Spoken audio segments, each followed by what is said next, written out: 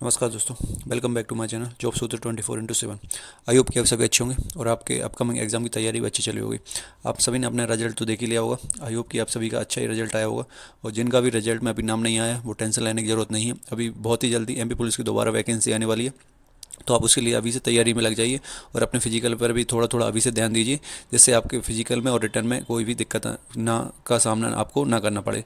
तो आइए अपन बात कर लेते हैं कि अपन सबसे पहले आज बात करने वाले हैं एमपी पुलिस के अपडेट की, जैसे कि कितने रैंक पर आपको कौन सा डिस्ट्रिक्ट मिलेगा। मतलब कि जिस हिसाब से आपकी अभी रैंक लगी है उस हिसाब से आपको कौन सा डिस्ट्रिक्ट मिल सकता है, उसके बारे में मैं आपको बताऊंगा पूरी डिटेल में। यूनिट अलॉटमेंट लिस्ट, जैसे कि आपको यूनिट अलॉटमेंट आपको कहाँ पर यूनिट अलॉट की गई है वो लिस्ट कैसी रहेगी, और आपको कौन किस जगह पर ट्रेनिंग पर लिए जाना पड़ेगा वो लिस्ट कैसी रहेगी, तो उसके बारे में मैं आपको बताऊंगा थोड़ा बहुत। बहुत ही जल्दी आपकी यूनिट अलॉटमेंट की लिस्ट आने वाली है, तो उसमें आपको ये बता दिया जाएगा कि आपको कहाँ पर कौन सा जिला मिला है रैंक के हिसाब से, और आपकी ट्रेनिंग कहाँ पर होने वाली है।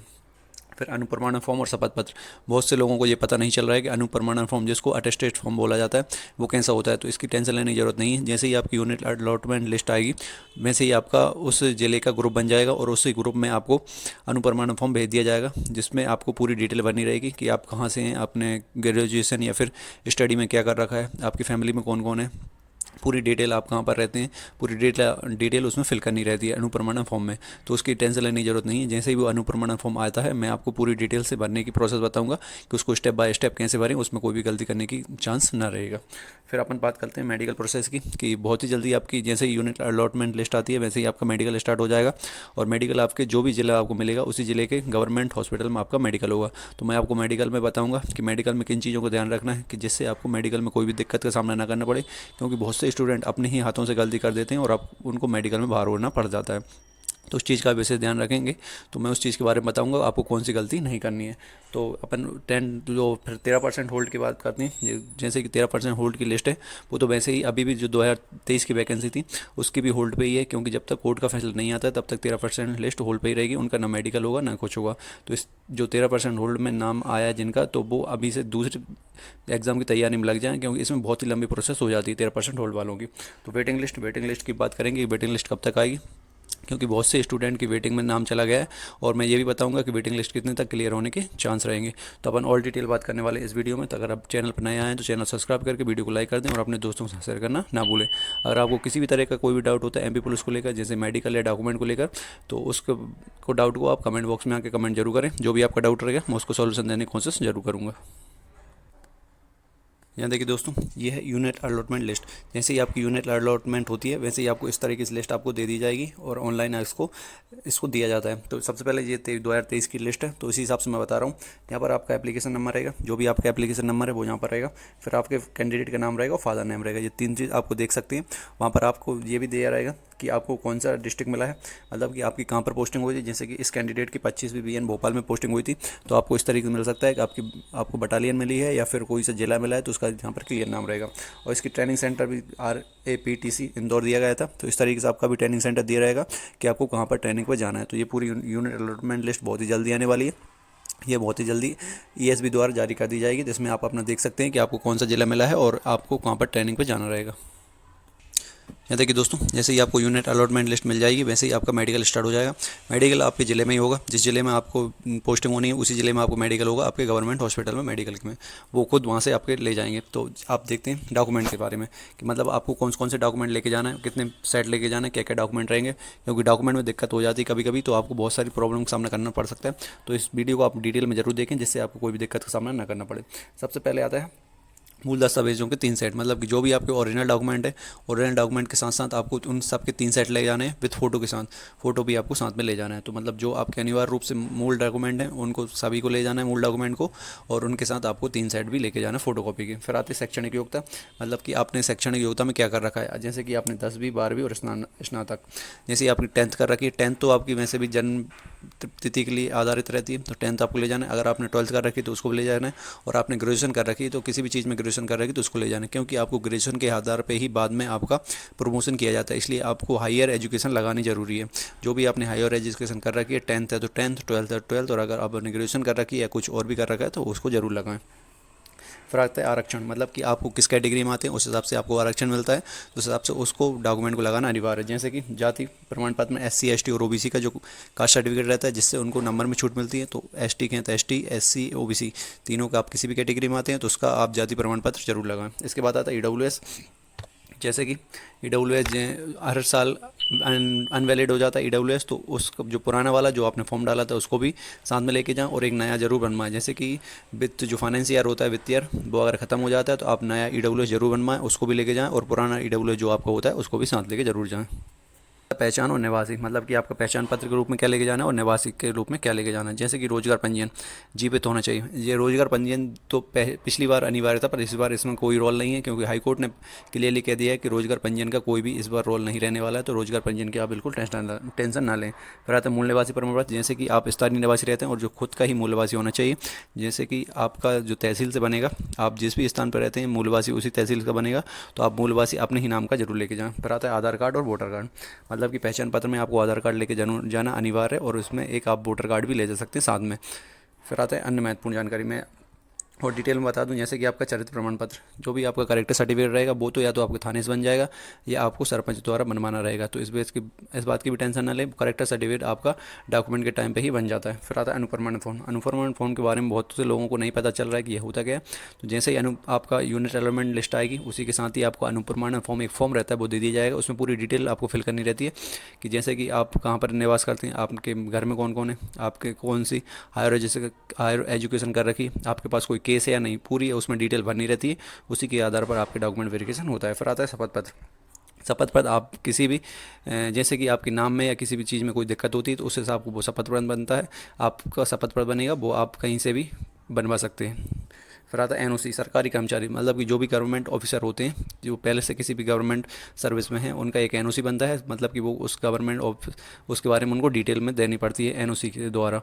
तो जो भी आपके गवर्नमेंट ऑफिसर हैं, जो भी आप गवर्नमेंट जॉब करते हैं अभी इस MP पुलिस के अलावा और इसमें ज्वाइनिंग लेना चाहते हैं तो उनकी NOC बनेगी, उनके बारे में ये थोड़ी सी डिटेल है। पुलिस केस, जैसे कि आपके अनुप्रमाण फॉर्म में एक ऑप्शन रहता है पुलिस केस के बारे में, अगर आपके ऊपर कोई भी केस है तो उसको बिल्कुल ना छुपाएं, क्योंकि ये डॉक्यूमेंट वेरिफिकेशन बाद में भी चलता है तो इसमें आपको दिक्कत हो सकती है। तो अगर आपके ऊपर कोई भी केस है तो उसको क्लियरली मेंशन करें, क्योंकि वो बहुत सी चीज़ों में आपको कुल केस के, अगर आपके ऊपर केस होता भी है तो उसमें आपको जॉब मिल जाएगी। अगर आप छुपाते हैं तो उसमें उनको क्लियरली लिखा गया है कि आप अगर कोई भी चीज़ छुपाते हैं तो आपको बाहर करने के उनके पास पूरे चांस रहेगा। तो इस तरीके से आप देख सकते हैं, आपके पास कोई भी केस है तो उसको ज़रूर बताएं। फिर आपके वहाँ पर एक बायोमेट्रिक सत्यापन भी होगा, मतलब बायोमेट्रिक्स के द्वारा भी आपका वेरिफिकेशन किया जाएगा, तो इस चीज़ का विशेष ध्यान रखें। तो ये पूरे मूल डॉक्यूमेंट मैंने बता दी, आपको यही डॉक्यूमेंट लगने वाले हैं क्लियरली, तो आप इसको एक बार अच्छे से देख लें और अपने जो भी डॉक्यूमेंट है ओरिजिनल या कोई भी दिक्कत आ रही है तो उनको डॉक्यूमेंट को अभी से सुधरवा के रखें।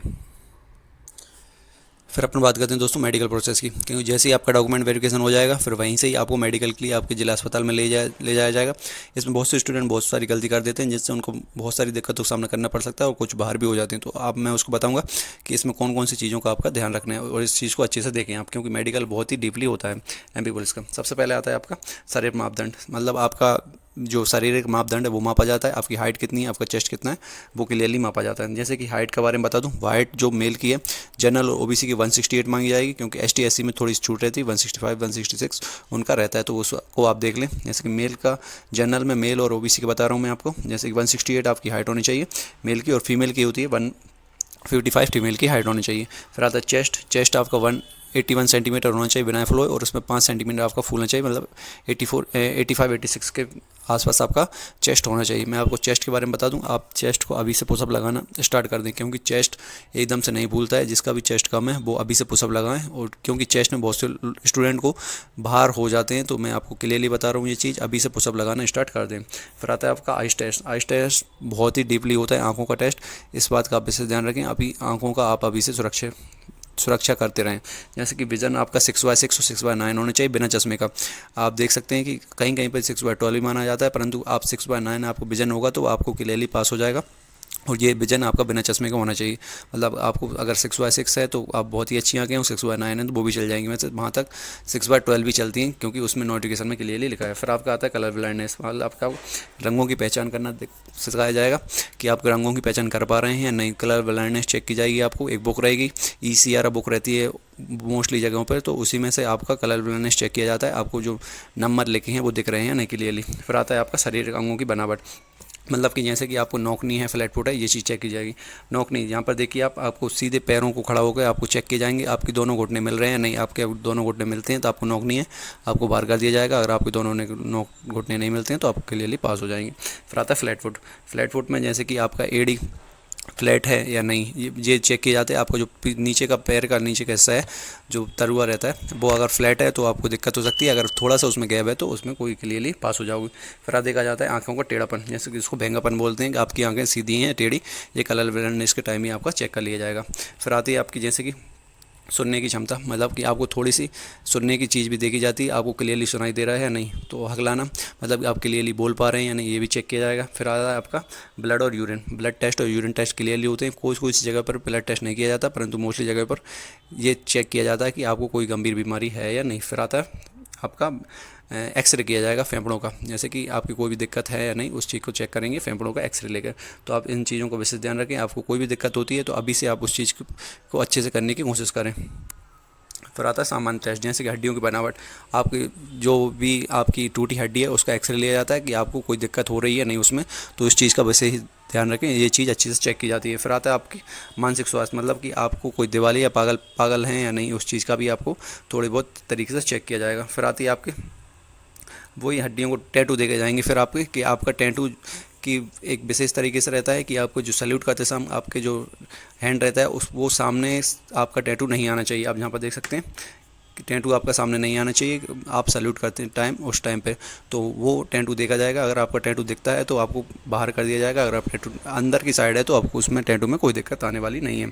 तो इस तरीके से आपकी पूरी तरीके से मेडिकल चेक किया जाएगा। और मेडिकल में यही मोस्टली चेक की जाती है। सबसे पहले आपका आँखों का ध्यान रखना पड़ेगा आपको। कलर ब्लाइंडनेस और आँख यही मोस्टली दिक्कत देती हैं स्टूडेंट को, उसी में मोस्टली बाहर होते हैं और किसी में कोई दिक्कत नहीं होती। तो आप आँखों का अभी से ध्यान रखें कि आपकी आँखों में कोई भी दिक्कत है तो उसका अभी से आप डॉक्टर के पास जाकर उसका सजेशन ले सकते हैं या कोई भी ड्रॉप वगैरह यूज़ कर सकते हैं, जिससे आपकी वहाँ पर जाकर कोई दिक्कत का सामना ना करना पड़े।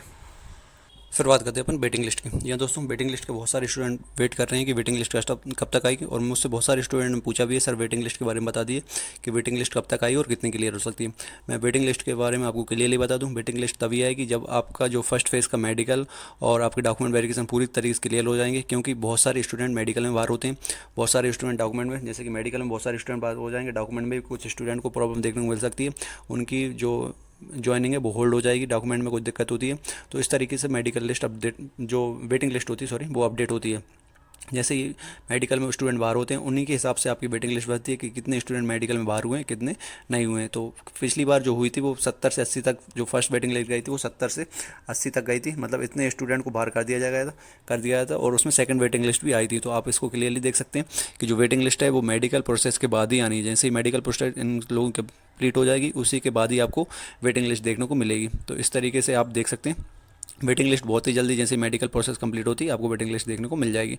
और ये लगभग 70 से 80 तो फर्स्ट वेटिंग लिस्ट क्लियर होनी है और सेकंड वेटिंग लिस्ट भी बहुत जल्दी अपडेट होती है। तो ये वेटिंग लिस्ट के था। तो मैंने आपको पूरे क्लियरली बता दिया कि मेडिकल प्रोसेस कैसे होने वाली है, डॉक्यूमेंट प्रोसेस कैसे होने वाली है। तो आपको कोई भी वीडियो में दिक्कत आती है अब वीडियो को अच्छे से देखें, क्योंकि डॉक्यूमेंट में आपको और मेडिकल में आपको कोई भी दिक्कत का सामना ना करना पड़े। ये पूरी ही प्रोसेस मैंने आपको क्लियरली बता दी है मेडिकल से लेकर डॉक्यूमेंट तक की। तो अगर आपको वीडियो पसंद आई तो वीडियो को लाइक करके चैनल सब्सक्राइब कर लें, अपने दोस्तों को सर्च करना ना भूलें। और आपको किसी भी तरीके से डाउट होता है MP पुलिस को लेकर डॉक्यूमेंट या मेडिकल में, तो अपना जो भी डाउट है उसको कमेंट बॉक्स में कमेंट जरूर करें। जो भी आपका डाउट होगा मैं उसकी सॉल्यूशन देने की कोशिश जरूर करूँगा। थैंक यू दोस्तों, मिलते हैं नेक्स्ट वीडियो में। जब तक जय हिंद जय भारत।